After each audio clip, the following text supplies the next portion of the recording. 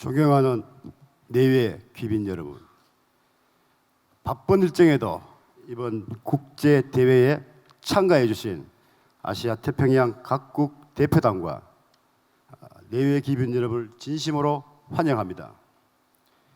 특히 한일 간의 건전한 관계와 세계 평화를 위해 많은 일을 해오신 하토야마 유키오 전 일본 총리님,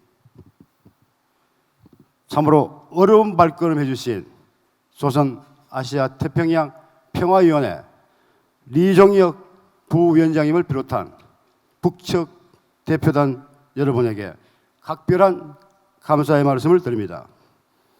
또한 이해찬 더불어민주당 대표님, 홍익표 의원님, 정세현 전 통일부 장관님, 각국 대표로 참석해 주신 해외 귀빈 여러분, 송한준 경기도 의회 의장님, 이 경기를 위해, 이 대회를 위해 많은 도움을 주신 이재명 경기도지사님과 관계자 여러분들에게 감사를 드립니다.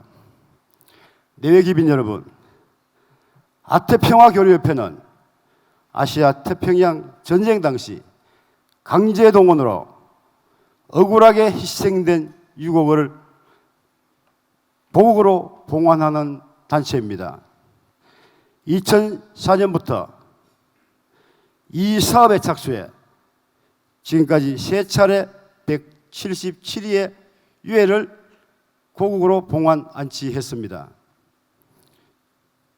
정부나 기업의 지원 한 푼 없이 오직 저희들의 힘으로 이 사업을 진행해 왔습니다. 지금 그 무모한 도전이 어떻게 가능했는지를 스스로에게 물어봅니다. 그 답은 바로 희생자들의 영혼입니다. 일본 제국주의에 의해 강제동원으로 이름 모를 곳에서 희생된 분들이 이 길로 이끌었습니다. 낯선 외국 땅에 끌려가 비인간적인 대접을 받으며 강제 노동을 하다가 비참하게 죽어간 분들의 바로 그 영혼, 아시아 태평양 각국에서 직접 목격한 그 수많은 유골이 이 사업에 모든 것을 걸게 만들었습니다.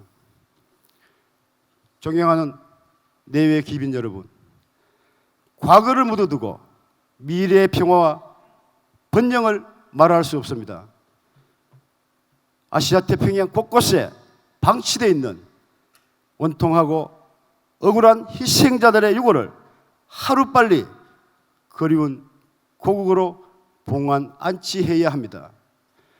이 사업에 여야가 따로 있을 수 없고 남북이 따로 있을 수 없습니다. 온결애가 함께 나아가야 합니다. 북측에서 큰 결단을 내고 오늘 이 행사에 참석한 이유가 바로 여기에 있습니다. 오늘 이 사업이 실현되기 위해서는 2015년 12월 정부가 폐지한 국가기구를 조속히 부활하고 상설화해야 됩니다. 강제동원 진상규명과 피해조사를 지원하는 컨트롤타워인 국가기구를 반드시 부활해야 정부 차원의 본격적인 유골 봉환 사업도 가능하며 이것은 훼손된 국가의 국격을 바로 세우는 일입니다.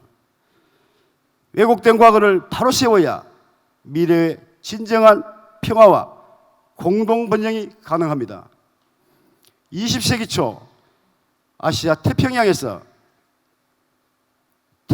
벌어진 처참한 전쟁은 일본에는 불편한 과거이지만 남북과 중국, 필리핀 등 많은 국가에서는 뼈저린 아픈 역사입니다. 아직도 수많은 사람들이 고통을 호소하고 있습니다. 역사의 상처는 시간이 흐른다고 아물지 않으며 민족 문제 해결에는 시효가 없습니다. 반성과 사과 없이 화해가 있을 수 없습니다.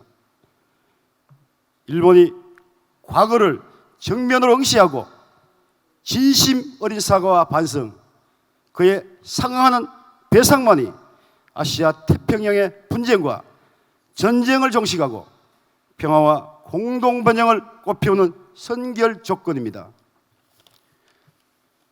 독일은 홀로코스트 피해자에 대한 배상을 확실하게 책임지고 있습니다.